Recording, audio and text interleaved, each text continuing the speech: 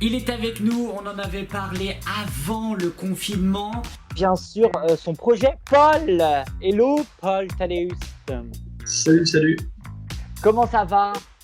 Eh ben, ça va bien plutôt. On Et toi? Mais ça va, écoute, hein, on peut dire en confinement finalement, hein. Ouais. Comment- Comme à peu près tout le monde, enfin presque. Je voudrais parler un petit peu, on t'avait reçu pendant le premier confinement, ton projet avançait hyper bien. Et là, il a pris, on va dire, un sacré coup de pied, encore plus en avant avec ton projet. Parle-nous un petit peu on va dire, entre mars et maintenant, finalement. Il y a eu pas mal de grosses avancées. C'est ça. Bah, en mars, je crois que j'avais un peu abordé ce que je comptais faire, c'est-à-dire prendre des rendez-vous avec des agents de la culture et tout ça. Et depuis mars, j'ai pris rendez-vous avec toutes ces personnes-là. J'ai contacté la DRAC notamment, qui m'a relancé vers d'autres personnes, notamment Julien Pion, qui était l'ancien directeur de la Ferrarock. Oui.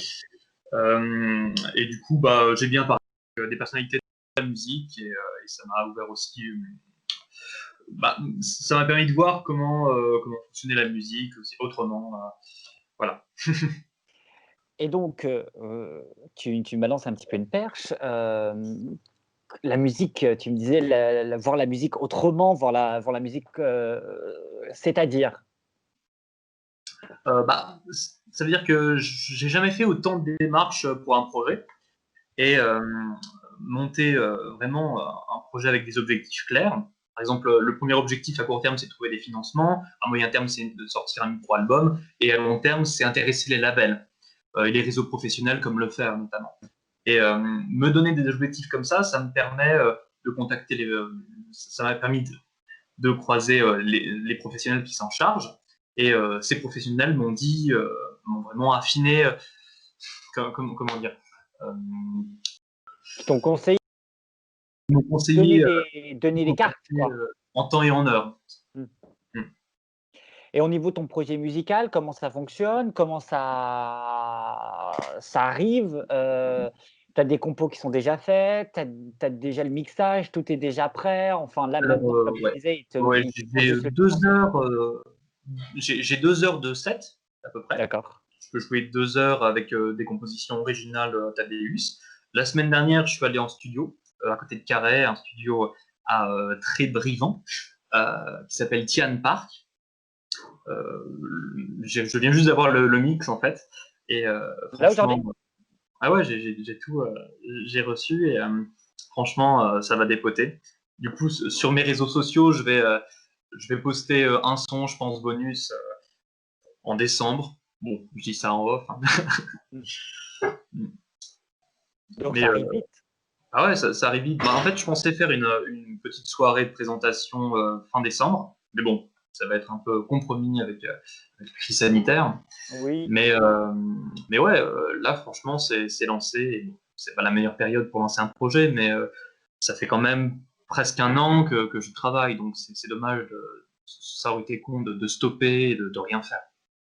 Il y a marqué sur un article qu'un journaliste a écrit sur le Telegram. Oui, c'est ça, c'est le Telegram. Heu, C'est passé au Telegram et à West. alors je crois que j'ai lu le Telegram en disant que tu voulais créer une association. Alors, j'ai créé une association depuis juin. OK. C'est une association qui me permet d'avoir une personnalité morale et donc notamment de demander des subventions, communes, intercommunalités, départements, régions, même au niveau de l'État avec la DRAC. Bon, il faut remplir certains critères, notamment avoir un Ouais. numéro de tirette, sirène, avoir un code APE, enfin pas mal de trucs un peu chiants pour pas Oui, se mentir. Mais la paperasse publique, quoi. c'est ça. Mais du coup, ouais, l'association permet de faire ça. Aussi, à minima, de faire des factures notamment pour avoir un cadre légal quand je joue. Parce que l'objectif, c'est quand même une professionnalisation, donc arrêter de jouer au noir et commencer même à viser l'intermittence, je sais pas. Mmh. En sachant qu'il y a trois catégories dans lesquelles je me pose. Auteur-compositeur, C'est-à-dire que j'écris mes textes et j'écris la musique. Interprète, donc là c'est avec l'aspect d'IDAM et on peut viser l'intermittence avec ça. Et aussi producteur. Je suis autoproducteur de mon micro-album. C'est-à-dire qu'il y a encore une société qui s'appelle la SCPP et j'ai créé un compte dernièrement. Bon, je ne sais pas encore parfaitement comment ça se passe, mais je me renseigne un peu partout et voilà, ça. Finalement, Ça dépend. la vie d'artiste, elle est ultra difficile parce qu'il faut trouver, comme tu disais, souvent le financement. Donc ça, c'est une première partie. Puis après, il y a tout le temps l'aspect, comme tu disais, écriture, production et puis voilà, le concept finalement. Est-ce que c'est un métier finalement de survie? De survie. En fait, comme je commence et que j'ai un projet tout neuf, quoi, je ne suis pas soutenu par un manager, ni un label, ni rien. Donc, je fais plusieurs boulots en même temps. Ça veut dire que je cherche des dates. Normalement, c'est le boulot d'un booker. Je cherche à faire des liens avec la presse. C'est normalement le boulot d'un attaché presse. Donc, là, pour l'instant, ouais, je rame à faire tout en même temps. Mais de survie, c'est toujours un petit peu à contre-courant le boulot de musicien, enfin d'interprète intermittent, parce que tu es considéré être au chômage, Oui. sans être au chômage. De survie, je dirais pas ça, mais difficile, et on n'est pas aidé par le gouvernement. Oui, c'est ça, et puis en fait, peut-être que j'ai mal posé ma question en disant que, si tu travailles pas, si tu as pas ton projet d'album par exemple, il est sorti, tout est là, malheureusement, tu sais, avec le Covid-19 et Mmh. compagnie, bon, bah, tout s'est arrêté et là, je repose ma question différemment. C'est un métier de survie finalement? Par exemple, là, pour les intermittents du spectacle qui ne possèdent plus de date, même si c'est une année blanche, c'est ça, hein, c'est une année blanche pour les intermittents Mmh. du spectacle, c'est quand même ultra difficile Ah oui, parce oui, que oui. tu touches finalement que le chômage de l'intermittence. Dans la situation actuelle, oui, c'est de la survie. Et on essaye D'où ma peut-être question. pas pour C'était moi, ça. mais pour vraiment les intermittents. Parce que moi, je pense à l'intermittence, mais voilà, il faut faire 507 heures, c'est quand même un peu compliqué. Mais pour les intermittents, oui, c'est une période très très sombre, c'est une crise majeure. Est-ce que tu as donc, tu disais, une potentielle date pour la sortie de ton projet. Hmm. Tu vas quand même là, comme tu disais, par rapport, à ce qui se passe là, tu vas quand même le maintenir? Alors, euh, au début, je devais enregistrer une maquette d'album en septembre. D'accord. Du coup, je l'ai pas fait. J'ai directement fait l'enregistrement, le mixage et le mastering à Tian Park. En novembre, je pensais déjà faire le démarchage auprès des bars, cafés, concerts, camping et tout ça. Donc ça va sans doute ça va être reporté parce que parler des bars en disant est-ce que ça vous dirait de me programmer? Non, parce qu'ils ont d'autres problèmes également, ils sont très touchés. Normalement, en janvier, je devais réfléchir à ma stratégie, à communiquer notamment la release party, la soirée où on présente l'album, mais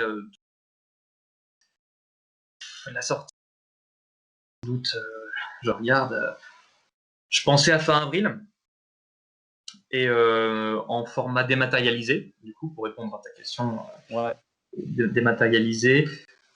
Si j'ai quelques subventions, je pourrais faire une sortie CD, mais sans merchandising à côté, quoi. Mais ouais, ce sera en avril. En avril, peut-être sûrement dématérialisé. Si j'ai pas de subvention ni rien, ça va être dématérialisé sur Spotify ou uniquement sur SoundCloud, ça coûte rien. Alors maintenant, on parle du projet, mais qu'est-ce qu'il y a dans le projet? Alors que parle de ton album? Qu'est-ce que c'est? Alors, Thaddeus, c'est plus qu'un nom de scène, c'est aussi un concept, il y a une histoire derrière. C'est l'histoire d'un immortel. En fait, à chaque fois qu'il meurt, l'immortel, à chaque fois qu'il meurt, sa conscience se réincarne dans l'enfant net le plus proche. Donc il est OK. mortel, mais c'est un peu un conte comme ça. Et son désir, c'est c'est soit de mourir, vraiment, pour une fois pour toutes, soit retrouver sa femme de l'époque, où il a fait une sorte de rituel chelou pour justement accéder à cette immortalité, mais il devait faire cette immortalité avec sa compagne. Et étant donné qu'à chaque fois qu'il meurt, il se réincarne, sa compagne, vraisemblablement, c'est pareil. C'est une quête de retrouver une personne qui change de tête toutes les 50, 20 ans. Enfin, voilà. C'est ça, Thaddeus. Et l'album, est-ce qu'il y a vraiment un message dans l'album Oui, hein, c'est un peu une exposition, une scène d'exposition comme un théâtre. Vraiment, certaines chansons explicites Un aspect culturel? parlent du personnage de Thaddeus, et certaines parlent aussi du temps. Il y a quand même pas mal la notion du temps, un gars qui traverse des siècles, qui est torturé, et ça s'arrête jamais, quoi. En combien de temps tu as écrit ton projet? C'est difficile à dire, parce qu'avant j'avais un projet qui s'appelait Elvire. Mm. Je suis déjà allé à la radio pour en parler. Oui. Mais ouais, j'y pense depuis la fin d'Elvire, donc Elvire 2019, même 2018. Et ça fait vraiment 6 mois que j'écris des chansons originales, et le texte, tout l'univers, parce que je compte aussi faire plusieurs autres sortes de médias, enfin utiliser d'autres supports, comme peut-être l'écriture, pas un roman, mais faire des micro-nouvelles sur mes réseaux sociaux. Ouais. Donc voilà, il y a plusieurs trucs à faire. J'ai pas encore trop réfléchi à comment mettre ce genre d'écrit autre dans mon projet, sans que ça perturbe trop le principal, qui est quand même la musique. Donc voilà, c'est en cours encore. Et avec la crise, voilà. Eh ben écoute, on suivra avec attention ton projet. Merci d'avoir été avec nous. Un dernier mot, je te laisse la parole. Un dernier mot, vas-y, lâche-toi, ce que tu veux. Qu'est-ce que je peux vous dire? Si, je suis en train de regarder un super film, une super série sur Netflix, ça s'appelle October Fest, et c'est cool. Je vous conseille de regarder. Merci en tout cas d'avoir accepté mon invitation, Paul, et puis à très vite. À bientôt.